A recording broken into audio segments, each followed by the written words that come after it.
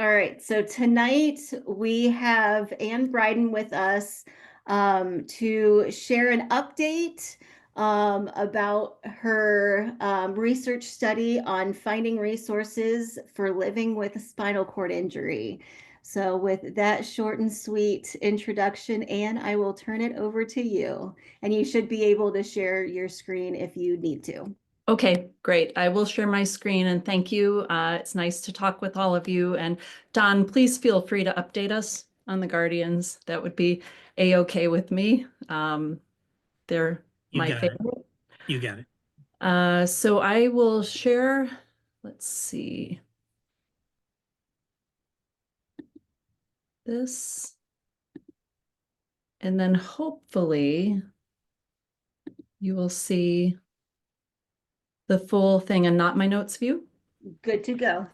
That's good. Not that my notes are secret, but they're a bit of a crutch. So thank all of you. I know we've been down this road a few times because this project has been going on for a bit. And it's basically just an update on our project entitled Psychosocial Impacts of Navigating Care Transitions on Caregivers of People with Spinal Cord Injury.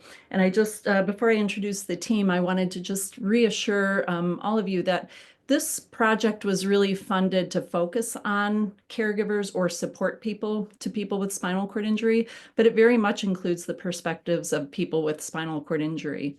And I think, you know, what we're coming up with as far as a solution to help people navigate things will be applicable to both people, you know, with spinal cord injury and the people who support them and the people they support in various ways. So having said that, so this is a project that is funded by the Craig H. Nielsen Foundation. And those of you who are familiar in the research world, they're a really great foundation that supports a lot of endeavors for improving the lives of people with spinal cord injury. So we were fortunate enough to get a project funded to look into people and their experiences navigating resources. So you can see the project team is included here, and we have on the call with us, we have Brian Gran, Sue Hinsey, and our consultants, Dan Lopez, as well as Jacob Schuler.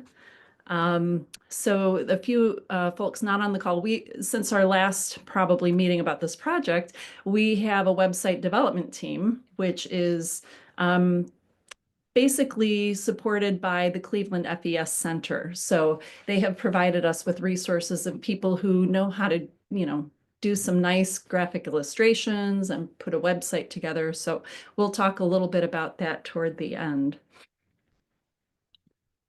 But essentially, my goals for today are to review the project, what the project goals are, but also to focus on two very specific parts of the project related to our results. One being the type of work or hidden work that caregivers to people with spinal cord injury undertake, especially early after injury, when everything's a question and nobody really understands spinal cord injury at the beginning, and there's so many unknowns and things that people are trying to work out that it's often support people and caregivers, family members, friends that step up to the plate and try to manage things, while the person with the spinal cord injury is necessarily learning how to heal and live life in a new fashion. So the project is really intended to investigate the experiences encountered by caregivers as they negotiate transitions that their loved one takes through the process of rehabilitation and reintegration into the community. And the other piece was for us to develop and disseminate what we called at the time of the grant writing an online guide to assist caregivers and people with SCI to navigate transitions. So we kind of thought it would be a website. We weren't sure if it was going to be an app, but right now it is going to be a website that is going to provide navigational assistance to people with SCI and their families. And what I'd like to just ask all of you is, as we go along, if you have questions, please feel free to reach out, stop me. I tend to talk a lot and fast, especially if I'm a little bit nervous. So I'll try to pause and give people opportunities to contribute comments, questions, anything of that nature.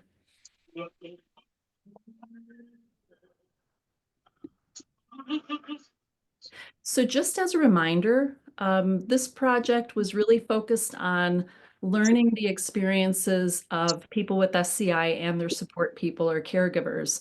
And so we did in-depth, semi-structured interviews with 15 people with spinal cord injury, and they identified caregivers or support people that we also interviewed separately. The timing of the interviews occurred during acute inpatient rehabilitation. Then we did follow-up interviews with the support people at 6 months and then at 12 months after injury. And the way we look at the data is, and I know this isn't really a researchy talk, but there is a framework that we followed that really looked at, we call it the transformative framework, but it's really a framework that looks at people who are generally marginalized by a lot of ways. And in this case, it's individuals with spinal cord injury who are marginalized because of their disability. And of course, their support people who, are marginalized as well, by things like ableism, barriers to access, barriers to community reintegration, all of those things. So this transformative framework really kind of flips the narrative, and we're really looking at amplifying the voice of people with spinal cord injury and their families. Any questions so far?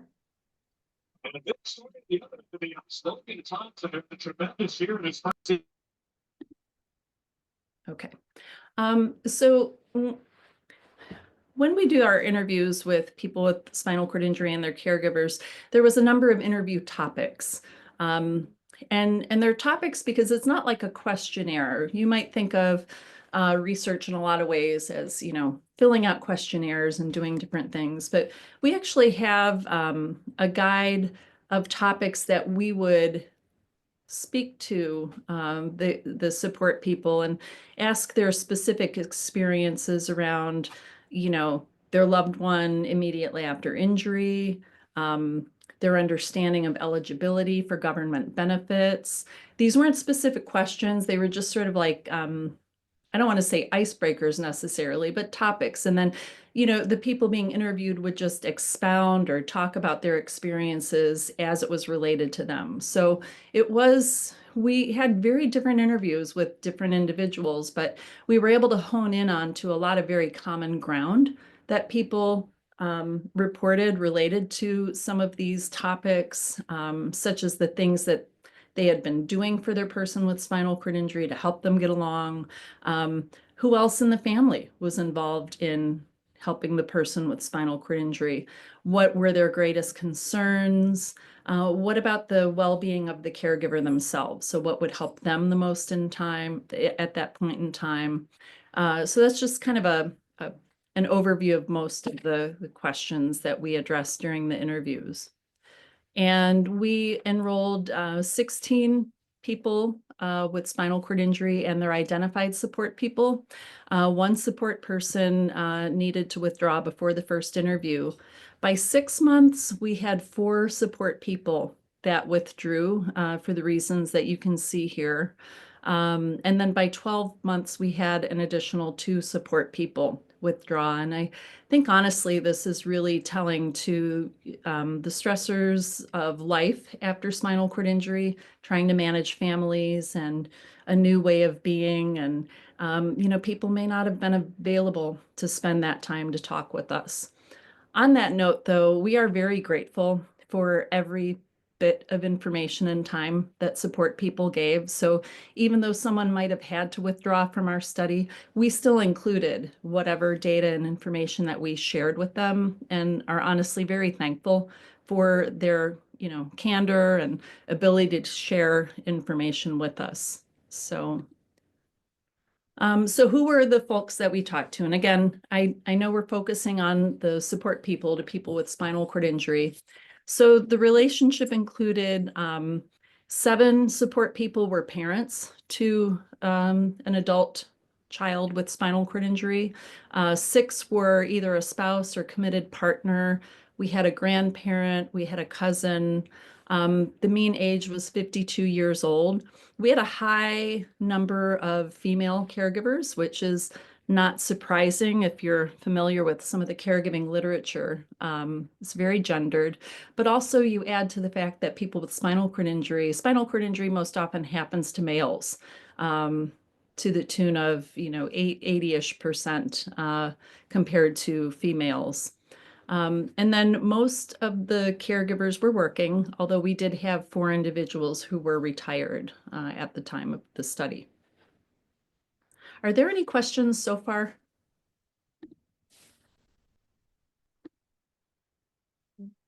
Okay, not hearing any. I'll keep going.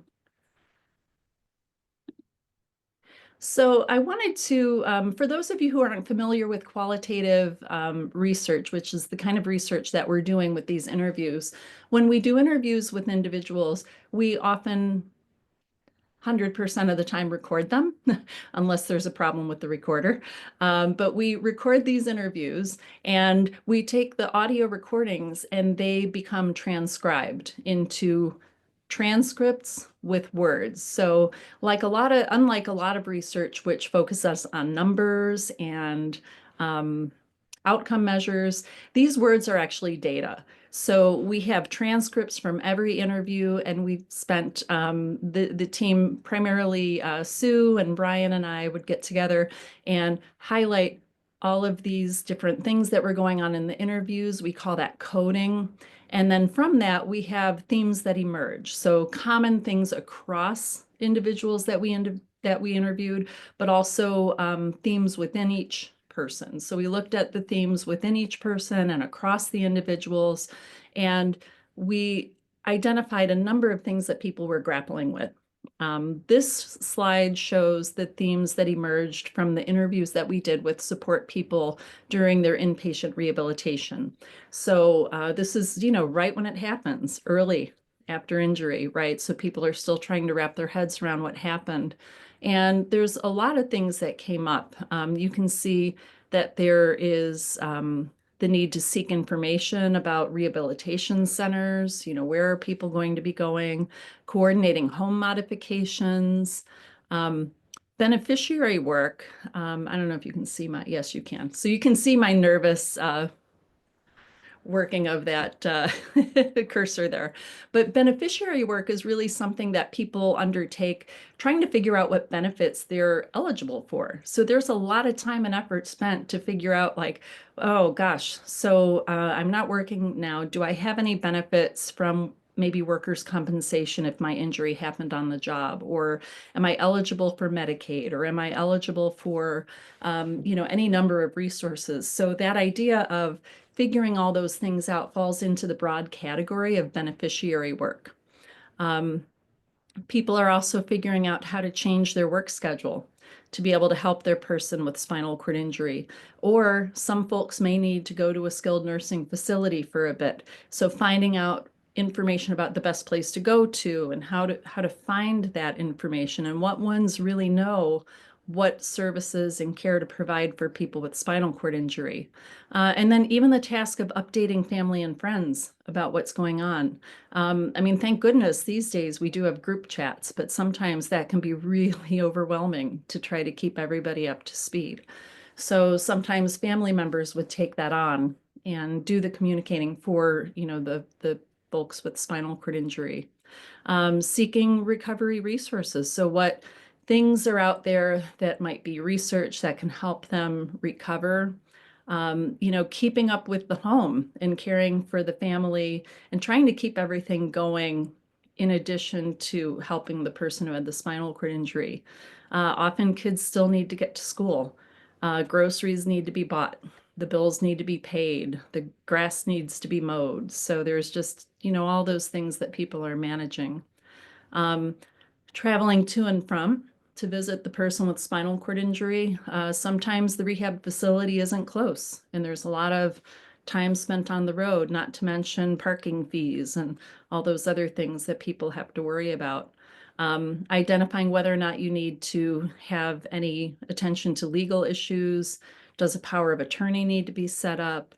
And advocating for care. whether it's better care or more care, usually both, and then making decisions all the way.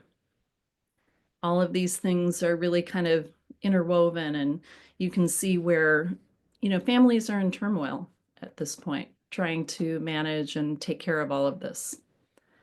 So we have additional themes, and in some cases, similar themes that came at 6 and 12 months. So remember, we did those initial interviews at the point of inpatient rehabilitation, but then we followed up with support people at 6 months and a year after their loved one's injury. And what we see is that people were still grappling with beneficiary work and, changing work schedules, and but they were also managing like equipment and supplies and coordinating transportation, coordinating personal caregivers, especially now if people are home and trying to find, ability to have support for care in the home. And then shifting from not really seeking recovery resources to finding some time to look more into options for their loved ones to have access to recovery resources is something that we saw at the 6 and the 12-month time point. So I'm going to stop there and just check in and see if there are any questions that anyone has, or even comments. Obviously, you all have been through these timeframes, and if anybody has anything to share, please feel free to speak up.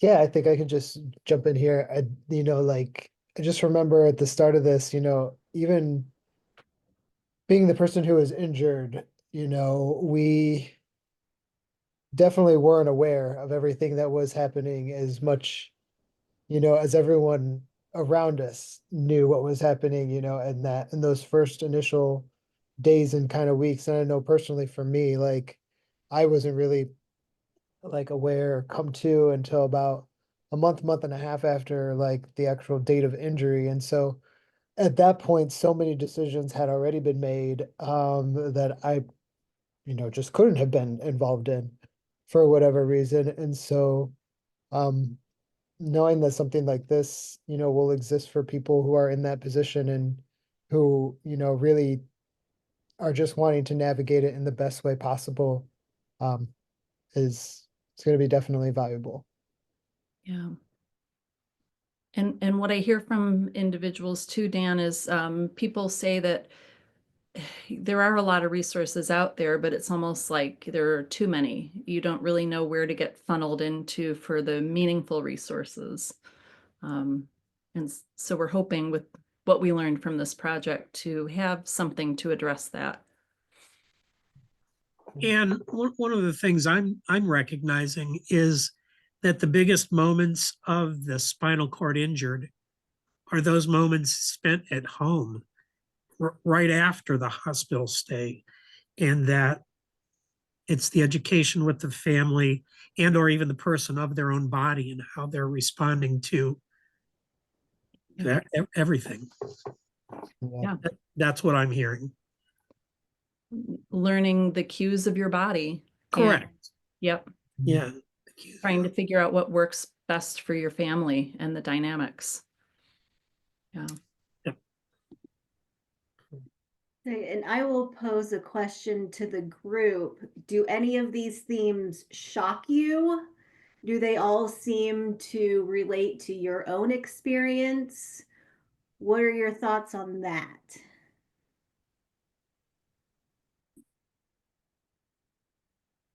Yeah, yeah, everything is, hitting the nail right on the head, except everything's a fire hose.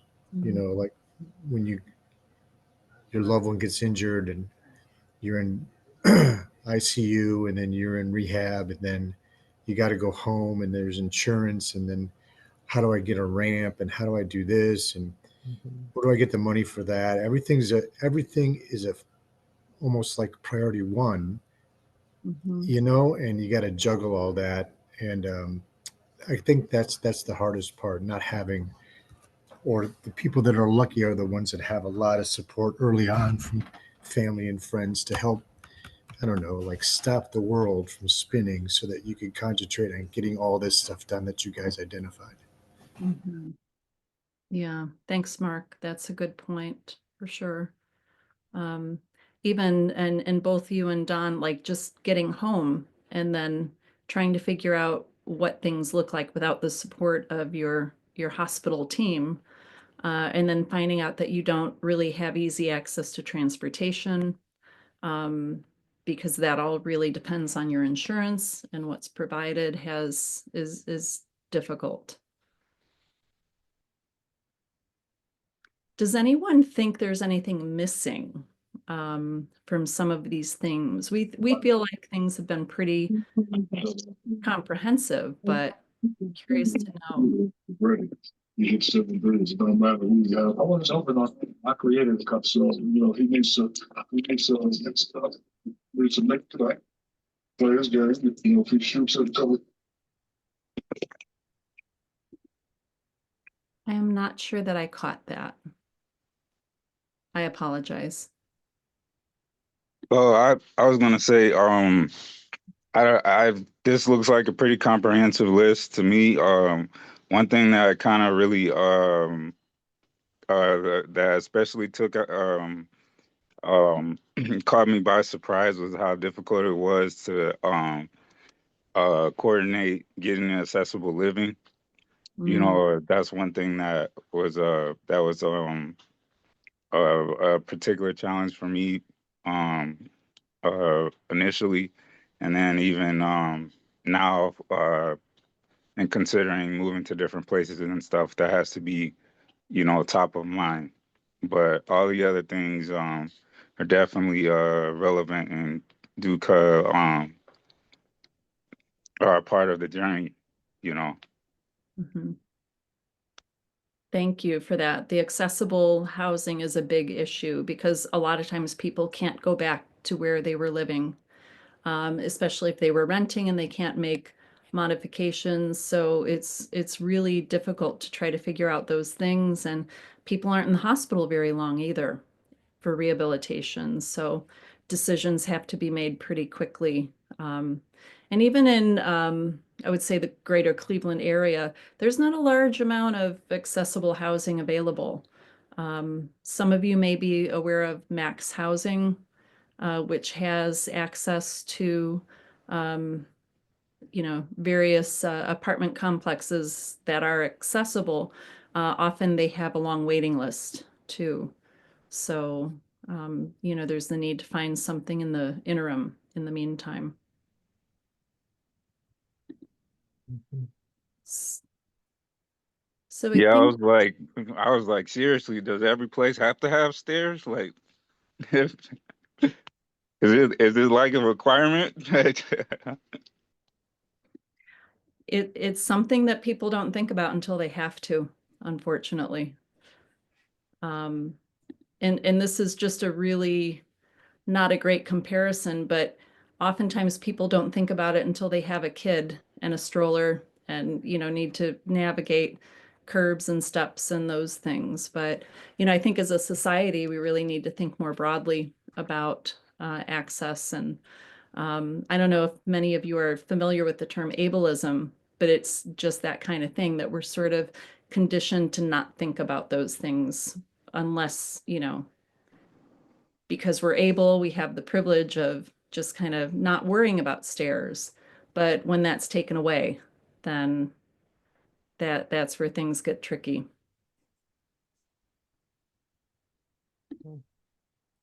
Um, I wanted to go through some quotes, again, remembering that words are data.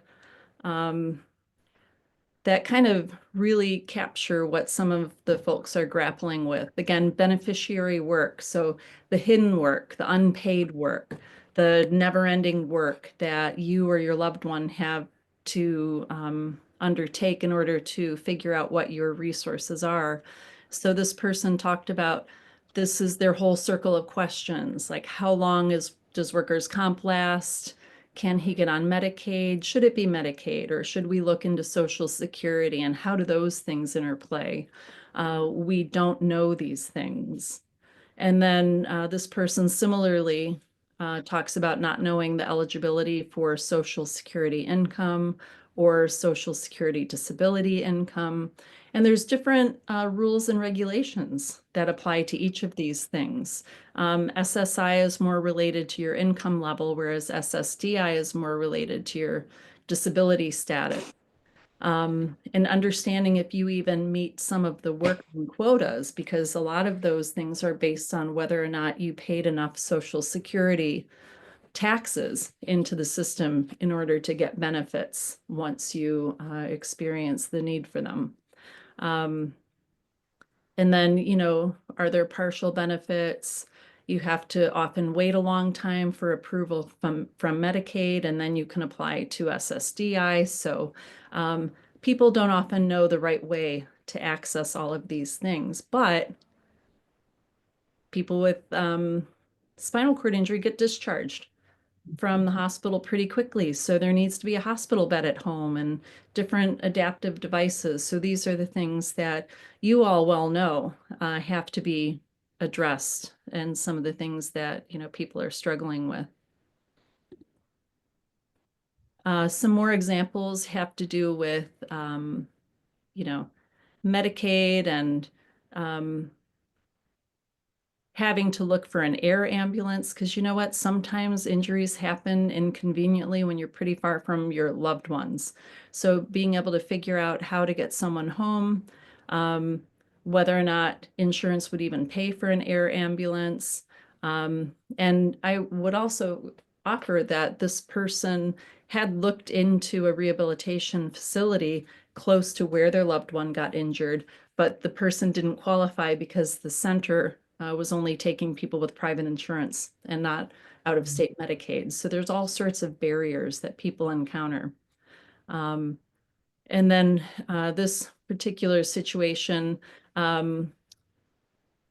we were told that Medicare would pay for 100 days. I believe they pay 100%, but then is it for 10 days, then 80% for the last 90 days, and then in secondary insurance is involved and they pick up a certain percentage. So not only do you have to be following all of this, you have to be really good at math to figure it out. And sometimes you don't get all of the information that you need about these things from just one source. You have to piece it together from different individuals and different sources.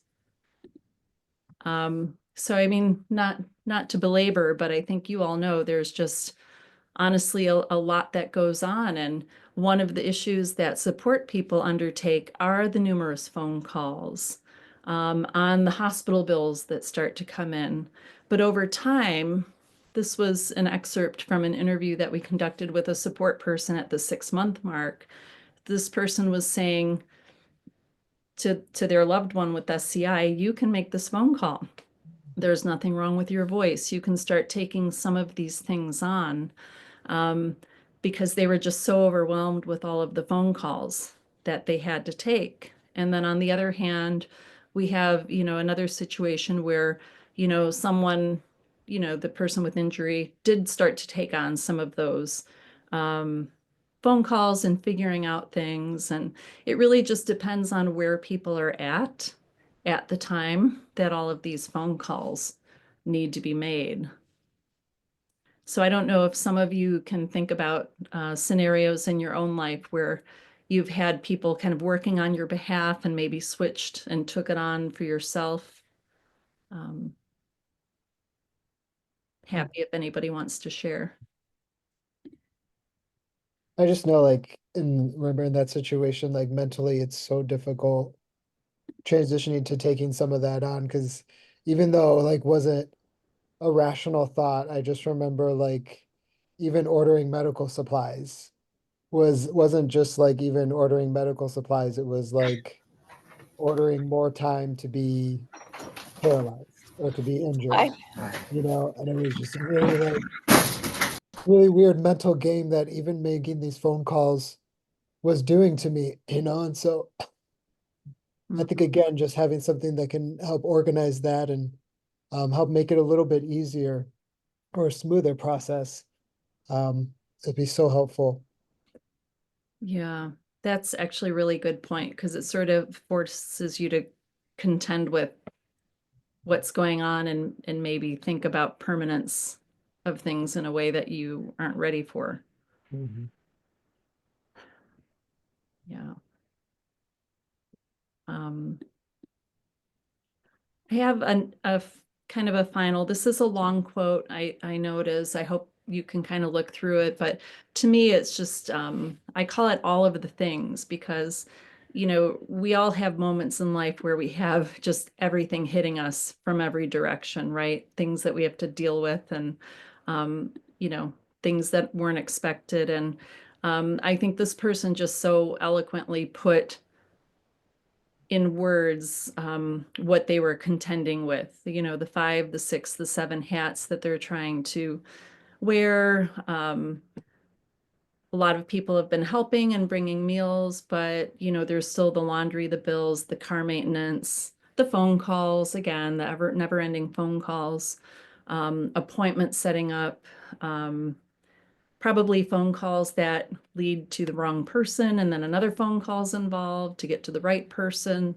Um, and then a lot of family and friends ask what they can do, but I think a lot of times support people and people with SCI are so overwhelmed, they don't even really know what to suggest and what to delegate and what can be suggested. So I think the key is that, you know, folks are in survival mode. And that survival mode can last various times for different people, depending on, you know, how you're managing, what you're dealing with. So I really kind of like this excerpt because it really shows the broad picture, I think, of what people are dealing with, especially in terms of the beneficiary work. So just kind of in summary, we talk a lot as researchers, Brian, Sue, and Dan, and also Jacob, like what kind of work is hidden and to whom is it hidden? So certainly this is hidden to a lot of health professionals who are working with you. I think, you know, they kind of get it. You work with great therapists, doctors, et cetera, but it's easy, I think, to forget the home life and the things that you need to do in order to get yourselves back into the community. And so this is just kind of a summary of the beneficiary work issues that have come up over and over again during our conversations with people. You know, including insurance and rights to care, resources, advocating for care. And did anything come up when you were doing this research about, um, the mobility issues as far as getting wheelchairs repaired? Not necessarily well, maybe manual wheelchairs, but uh, you know, the other wheelchairs getting repaired where you, it takes 2 to 3 months to get these things fixed. So I think, Mark, that's a great question because we probably wrapped up our interviews at about, you know, a year and 3 months. Yeah, So I think at that point, people were still working on getting their I, chairs. I know. Um, We were working through that just a while ago, and I kind of found out that we didn't, if the entity that you're dealing with didn't sell you the chair, they mm, kind of tell you we're not taking new clients oh, wow. Is that a because vendor that you heard that from? yeah, exactly, yeah, two vendors. We were dealing with one, and I hate to take this Mhm. time away, but No, uh, this is important. oh, okay. Well, my son's power chair broke. Mhm. Um, we've had it for what, 5 years now, 6 years, Yeah. and we called company A to get it replaced because this was originally a drug mart purchase, right? But this one company that we're dealing with, very, very good. They took it on and they said, well, we can't get anybody there for 2 or 3 months. Oh, Okay. So I started calling around and a friend of mine came over and we kind of troubleshot it. We figured out what it was and we called around and company B wouldn't take us. They said, well, we're not taking on new clients. Company C said the same thing. wow. And when um, I got to the point where um, how could you not take new clients on? Please tell me how. Let me talk to your owner. How could you be in business and not take new clients? Well, that conversation turned out to be, look, Mark, here's the deal. We know we're not going to get your new chair. I go, you're kidding me. From insurance, because you could get one like every 5 years, a new one every Right, 6 years. Mhm. That you're going to go to company A to get your chair because that's how everything is working. And I didn't quite understand that, and I didn't want to make any waves about it. But after I hung up and I thought about it, I'm going, I don't know how people that can't get in a car and go someplace to face these people head on. How could they deal with it? I mean, they're just going to sit there not mobile for a month or 2 months and get it repaired. Where's the advocacy for? I never met a business that Mhm. told me we can't take you on as a new client in my whole life. Yeah, wow, that's So, really, either there's an abundance of wheelchairs that have to get fixed, which I doubt, because there's not that many people with injuries, right? With spinal cord injuries, compared to cars that have to get fixed. Mhm. And there's quite a few companies that you could go to and to get wheelchairs, to buy wheelchairs. So I'm figuring, there's an opportunity there, but with Medicaid and everything else in the middle, I think Mhm. just it comes out really bad for the person that is injured or that has to deal with it. Right. Are you still in the thick of this? Yeah, we got things kind of straightened out for a couple things. One, I went online and I bought a terrific Chinese wheelchair that's motorized for $900. It is awesome, so that Joe could get around while we're waiting. Uh, Mhm. but it's just keeping on top and finding out where you are in the queue. And we understand the pressures, or, the workflow that, um, that goes around with a company that has to deal with Medicaid and insurance and stuff like that. So, Right. I but think a it's lot just, of I think a lot of businesses aren't incentivized to work with certain insurance plans, Medicaid and Medicare, fortunately. Um, Another unfortunate is I don't understand the wheelchair and seating as much as a colleague of mine, Blake. yeah. Had you reached out to Blake? Yeah, I reached out to everybody, Yeah. but the issue is like, I even got the guy from Quantum. I didn't even know that the company was so small managerial wise. It's Mhm. a the it's the owner guy, and I met the guy that, he takes care of this whole region over here. It's a small company, even though it's a global company. Mhm. Um, they're hamstringed a lot, by insurance. And the owner of Quantum doesn't, like, I can't go buy the part I need. I know what I need. I Mhm. cannot buy it. Wow.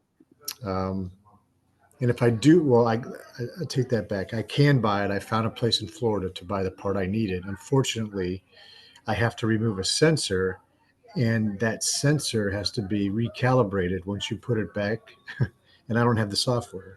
Mm. So you can't even fix these things yourself, at least with my level of understanding. So, I've just brought all that up so that in maybe the next iteration of doing these kind of, structured research, uh, that there should be a part in there for people that, really need the motorized wheelchairs, um, what they're going to be facing, um, when and if there's an issue with the wheelchair, you know, breaking down and not operating correctly.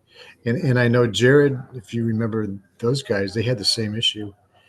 It took a month or so for them to get their stuff fixed. Yeah, the stories are not good out there. I'm sure many of you on this call have had wheelchair issues, and it shuts you down. I mean, it's your legs, it's your ability to get out into the community. Yeah, well, hey, thanks for the time. I'm sorry to take up so much time about that. Hey, Mark. Hey, Yep. this is Ludo. I feel your pain. I feel your pain. I have a per mobile.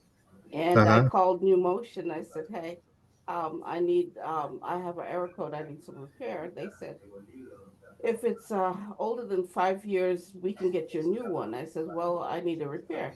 They said, we can get you a new one. I said, that's great, but I need a repair. And I said, okay, so I'm gonna have to wait for a couple months to get a new one Uh, while I just need a repair. Now, what I also did was I just went online and looked for companies that were distributors for New Motion and even just regular power chair companies. And I called them and I says, hey, can you do repair? And I found out that if they're not authorized, they can't get the part. right. So I Yep. says, okay, well, New Motion, if I go through you, that means I still have to come out with a 20% copay. So you know what I did? I went to eBay and it got me a power chair Yeah. for I, less than my 20% copay. oh, that's just too bad. That's Yeah. what I did because I can get a brand spanking new wheelchair, but I'm not going to reward you, you know? Right. Yeah. So I found a company, actually it was in Connecticut. I'm in Cleveland, and they got me. I got a I think a F3. I forgot what the chair is, but it served my needs, you know. And sometimes you have to find a workaround, I know. That's you know. what I, And you know, you mentioned that you need it calibrated. There might be a local company that gets parts that can have the machine that will calibrate it for you, hmm. you know. And sometimes that's what you have to do is find a workaround. Now you did when you got the power chair. Oh, Timu guys, you got to go on Timu if you need wheelchair, very affordable. Yeah, I know it's China. Hey, at this point we can't pick and choose. It's about our independence, our life. Right. Well, And that's where you this one came from that I bought on Amazon. awesome, awesome. Oh, and yeah, Amazon. Guess where they get their stuff from? I know, but hey, I couldn't Yeah, even rent one. I couldn't even rent from any of those suppliers that you mentioned. yeah, yeah. There's just no rent. I could rent one. My son's Right, a pretty big guy. right. But yeah, so Oh, you needed a bariatric. well, not that big, but I definitely Right. needed one that was not a scooter type thing, you know. Gotcha, gotcha. Yeah, I don't know what's going to happen because everything is insurance driven and the market is so limited between Invacare, Quantum, as you mentioned, and also Permable. I'm not sure what coming down the pike, what our option is going to be, especially for just basic repairs, Yeah, you yeah, know. I agree. Yeah, that's something that should be addressed. Maybe look for it like an engineer or something. You know, they tinker. They might be able to figure something out. Yeah, where do you get if you buy a chair from, China or something, Amazon, where do you get it fixed at? Well, that's the thing is the one we brought from China actually is awesome. It's I'll put a link in, um, but it's not like medical durable equipment. But you could get every single part on that wheelchair from Amazon: the motors, the wheels, the cushions, everything. Um, it's like Oh, I told the guy Right. from Quantum when he came over here. I go, here's this chair that you are telling me is going to take a month to fix, and I could buy 22 of these wheelchairs off Amazon for Wow. the price that you guys are charging the Right, insurance for right, this one, right? And right. obviously, the power chair is the right way to go, just for safety. There's no safety stuff in the wheelchairs that I bought on Amazon, so you have to be really Mhm. careful. But Yeah. I'm not sure where you're located, Mark, but there is Cleveland, a scooter score, okay, off of Lorraine. And I think he does repairs. So I forgot what the name was, but it's a small operation, but I think he does repairs on power chair. You might want to maybe do a Google search and see like a DME or power chair repair off of yeah, Lorraine. I think okay, it's like maybe Fairview Park. yeah. It should not be that hard. It really Yeah. shouldn't. I would hope one day that it would be just as easy to get your chair repaired as it is to get an oil change. Right. Mm, yeah. I am honestly blown away at this information sharing that I just witnessed, and I feel like it's so valuable. Because you're right. I mean, this is your life, this is your mobility. You have to do what you have to do. So Amazon, Temu, did I hear too? I think that's the company that puts these together, I think. Yeah. I'm not sure, but yeah, Temu? for $900. Wow. Unbelievable. Um, and this Sounds is like a millionaire. yeah. Sue, did you have something to say? Yeah, if I can. Sure. I think hearing this is so good for us because we've been locked into this, early acute stage and then 6 months and 12 months and to get a sense of what happens after the 12-month period.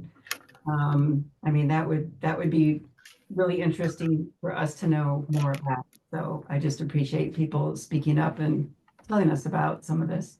Mhm. Yeah. Mm. Really, really important because we're going to just kind of transition into, what we've picked up. And this is something not just from this project, but even my dissertation work where I really heard what people were needing more information about. And so, people need the guidance and, few more quotes here. Just, sometimes like people don't even really know what the important things are early after injury. And then when you say to just Google something, sometimes you're just exposed to so much information. You don't know what the right information is or what good information is. And so we were really just kind of hoping to have sort of a clearinghouse, a website that can help guide people to, at the very least, knowing what questions to ask and where to find things. And hopefully beyond that, being able to guide people toward resources that can be helpful. But I think this is where this involves you as members of the spinal cord injury community, the exchange that, I just heard about wheelchairs and understanding the barriers that are going on. Those aren't things that we picked up yet with this study. And perhaps we will do a follow-up with people at 5 years or 6 years. And I think that would be really important information to get. But in the meantime, we've developed a website and it's going to go live hopefully by the end of May. And it's called North Star. And it's really a source for navigating life after spinal cord injury. And so it's an evidence-based resource based on all of our conversations with people, the interviews that I've already spoken about, all of the data that we went through. And these were, some of you might have seen this slide last year. We kind of pulled together all of the data, dumped everything on a whiteboard. And this is just one of many whiteboards of information that we filled up to try to decide, from what we were hearing from people in the community, what do we need to put in a website to guide them? Keeping in mind that this website is not something that's reinventing any kind of a wheel. It is really more of a clearinghouse and pulling together resources that probably many of you are already familiar with, but people early after injury could just kind of go to our website, find the questions that they need to ask, and have those questions linked to the stages at which they're at after injury. So we have a little preview that I'll show you with the North Star SCI website. And this is, again, just a little video of how you might navigate it. The project was really, again, focused on empowering caregivers, but we are making the website accessible to everybody. So if you don't have a caregiver, you can navigate this. It's really to navigate, help the whole spinal cord injury community, including, health professionals who have these same questions that many people with spinal cord injury might have. But there's, an about, how it came to be, what we're hoping to accomplish, how to use the site, how to navigate it. One information is there, starting with the different transitions that people go through after spinal cord injury. And so this is intended to be kind of a constellation of sorts. And we have a lot of acronyms here that we'll be spelling out, but really we're looking at the pathways that people take from injury to the emergency department into acute care and ICU, and then maybe they have to go to a skilled nursing facility for a bit and then to rehab, or maybe they go to rehab and then to skilled nursing facility, or they just go home. There's lots of different paths that people can take after having a spinal cord injury. And then really what happens getting out into the community? Are you still looking for outpatient therapies? What are the different ways that you can participate, getting back into your life, your work, your, whatever it is that kind of, made life meaningful for you? How do you get back to that? So the idea is to link the questions that people can be thinking about to these different stages and transitions.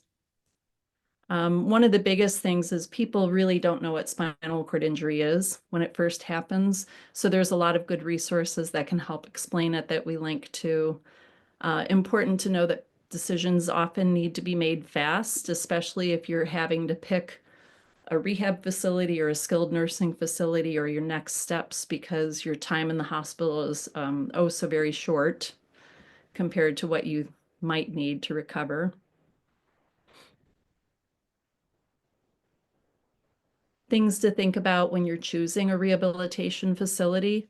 And this is a big one because not all rehab facilities know how to treat and care for people with spinal cord injury.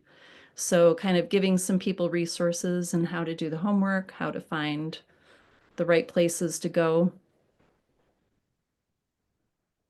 And then what happens after rehabilitation. So is it more outpatient therapy?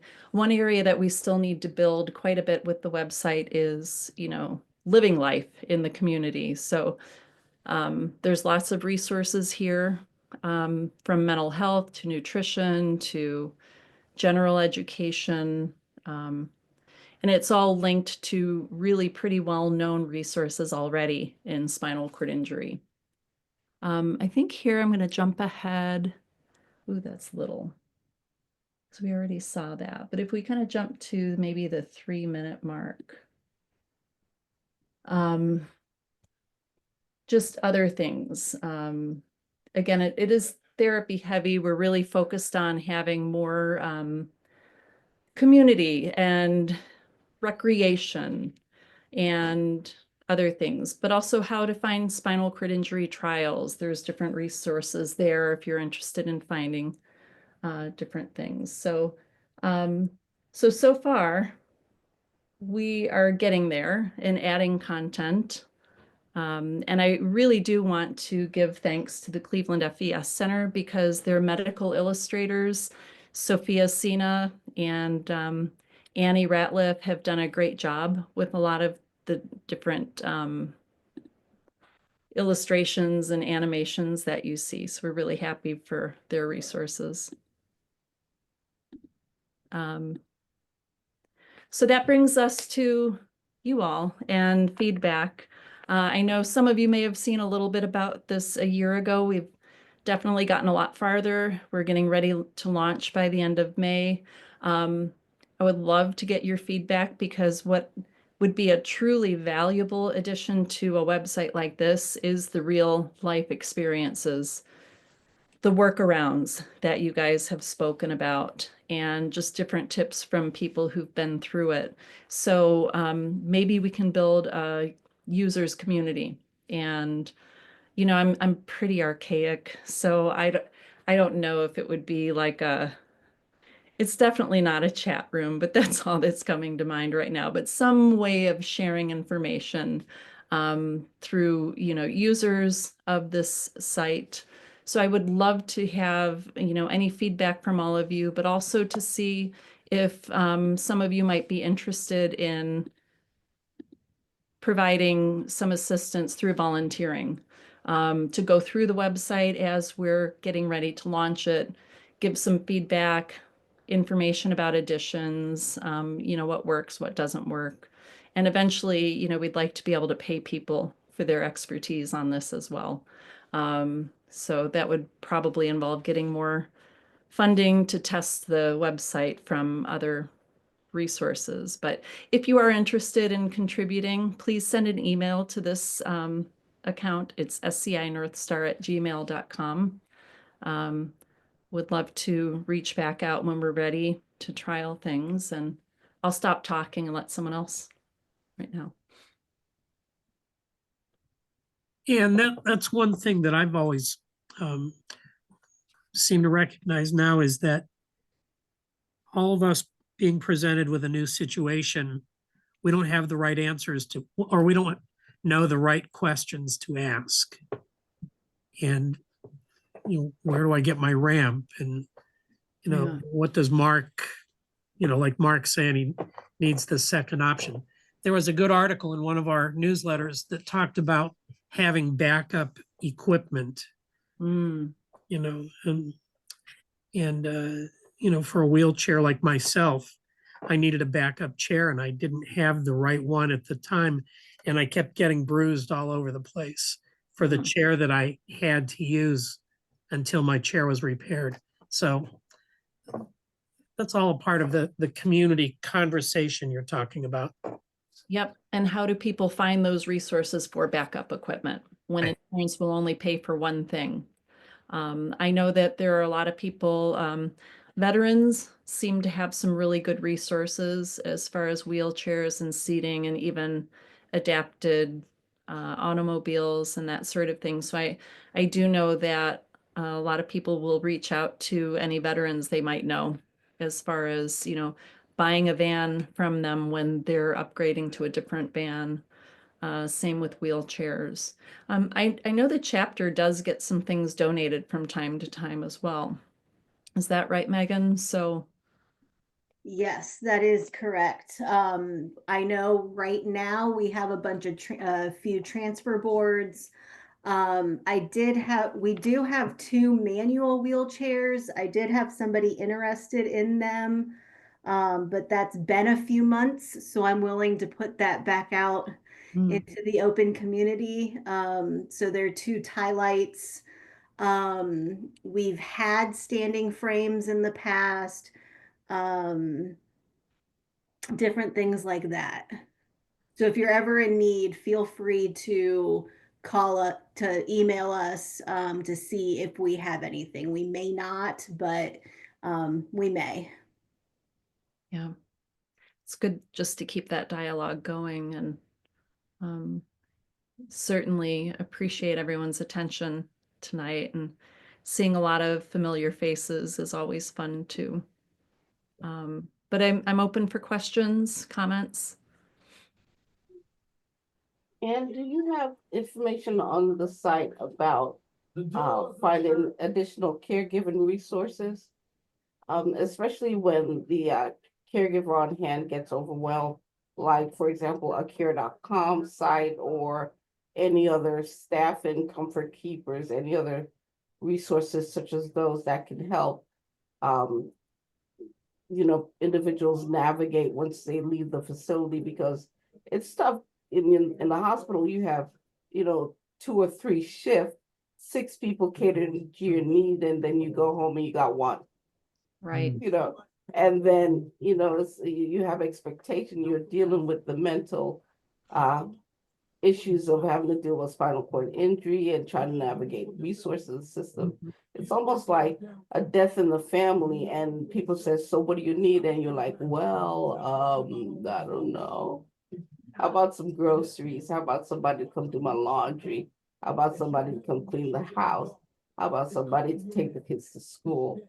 And maybe instead of asking, what do you need, we can actually literally put on a website, here's some things. Do you need laundry done? Do you need somebody to help you with bills? Do you need transportation to and from the doctors? Specifically, do you need, Instacart groceries or something like that? That I think will help alleviate a lot of the burdens or stress. Really practical suggestions. Right. And if there's something that someone can just go to and there's a list of those things, so someone doesn't have to put the brain work toward, coming up with the list themselves. I think Like telling the caregiver, hey, instead of going grocery shopping, Instacart your groceries. you know, have groceries delivered. Um, order from Walmart. Walmart delivers. There's so much things that you can get delivered to take some of that burden, that pressure off you. Medical supplies. You can order your medical supplies, have them delivered. There's so much resources. Allegro Medical is great for whatever medical supplies you need.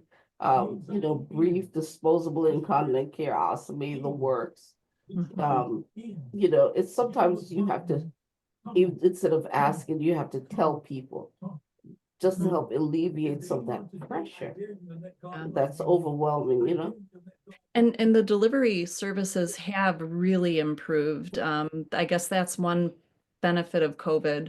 A lot of places started offering that and really in a pretty affordable way, especially Walmart and places like that. It's accessible to people. And people have not dialed back since COVID. They're still available. The caregiving situation is tough on everybody, everyone we talk to. And, you know, the skill is really trying to build your, you know, depth on your bench of caregivers, and that's hard to do. Several people have expressed that it's like a part-time job or half-time job, keeping track of caregivers or working family members through the process of being able to be paid caregivers if the person has Medicaid, access to Medicaid. But again, only if you're a family member and not a spouse, because I think that they don't allow that for spouses unless things changed recently in the state of Ohio. So thank you. Those are really good solutions. Is anybody concerned that the average age of the Cleveland population where caregiving is concerned is like mid-50s? Almost like there's a significant shortage of getting caregivers, you know, in the community, and what is the long-term implications of that? Because everybody's getting older, and so is fighting for the same small pool of available caregivers out there. I think that's a big problem. As you mentioned, we're an aging population, and there's not a lot of support given to the caring professions. They're not valued, they're not paid in the ways that they should be. And I'll just wrap up with this because I know we're over time. So one of my fears is I hope that we have a lot of good information and resources to share, but I fear there's still a lot of problems that we just can't solve. That, you know, need a little bit more work, like advocacy or policy change. I could just tell you that this website is beautiful because if this was introduced to me on day one of rehab on the 6th floor, it would have been awesome. I would have been able to be informed to make knowledgeable decisions, understand what I'm up against, because we never know, right? So this is such a terrific first step. And all those other things about advocacy, and those will always be there, I think, just because people are people and money is money. They all go away with money, but it's getting it raised and getting the people to do the right thing. But this right here is such a terrific first step. And the content that's going to come out of this, hopefully, is just going to make it much richer. Hopefully grow and expand. Thank you for that. There are probably at least 3 or 4 of you who've helped me in immeasurable ways in providing information and sharing experiences that kind of even led to this project. So I guess I want to wrap up by thanking those of you who have shared experiences and provided, you know, I was as clueless as they come when I started my dissertation work and learned from so many of you, and now really kind of regret that I didn't know certain things to pass on. But hopefully now as we learn, we teach. And as we teach, we learn more. And so, you know, I really, you know, thanks to all of you and all of the participants in the research that provided their information, including support people, because it's a vulnerable place to be. And the fact that people trust their stories with us is really appreciated. And so we hope to do good out of it.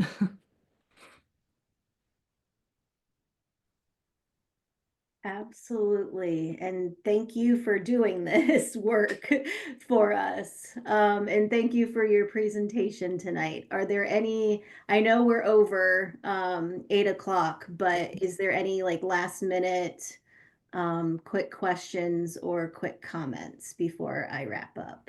Hey, Megan, can you hang on after everybody heads out? Sure. Thanks.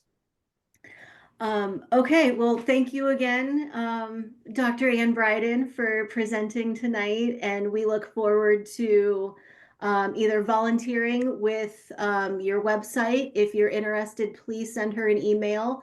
I will include that email address in our email replay that we'll send out towards the end of the week. So if you are interested, please reach out and give them a hand. My last announcement before I stop recording is that our next month's meeting will be May 19th. We have another presentation, a fellow doctor from Metro Health, Dr. Al Arabia, I hope I'm saying her name right, will be joining us to talk with us about aging with a spinal cord injury. I know that's becoming a hot topic if it's not hot already.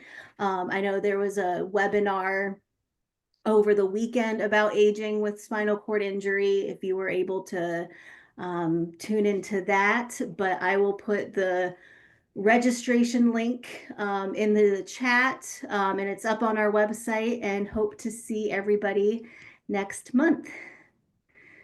So thank you all for coming. Thanks, Megan. Thanks, Ann. Bye, everyone. Thank you all.